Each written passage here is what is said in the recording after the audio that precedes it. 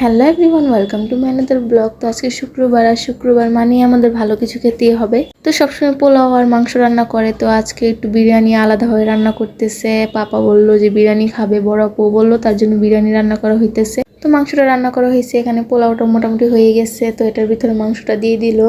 তো এখন কি সুন্দর একটা গ্রান বের হইতেছে, খেতে না জানি কতটা টেস্ট হবে। তো এই তো এটা দিয়ে ভালো মতো মিক্স করে নিচ্ছে। তারপর এই তো আমাদের বিরিয়ানিটা এখানে রেডি, একটু দমে দিয়ে তারপর রেডি হয়ে যাবে। তো এখানে আমার হাজবেন্ড আবার সালাদ বানাইতেছে। তো আমরা সবাই মিলে একটু খেতে বসে গেলাম। তো বিরিয়ানিটা খুবই টেস্টি ছিল আর খুবই সুন্দর ঘ্রাণ ছিল, তো সবাই মিলে খেয়ে নিলাম। তো সবাই একসাথে খেতে ভালোই লাগে। বড়াপুরা তো সবসময় আসে না, যখন আসে তখন খুবই ভালো লাগে বাড়ি ঘরে। তারপর বিকালে আবার একটু ছাদে গেলাম।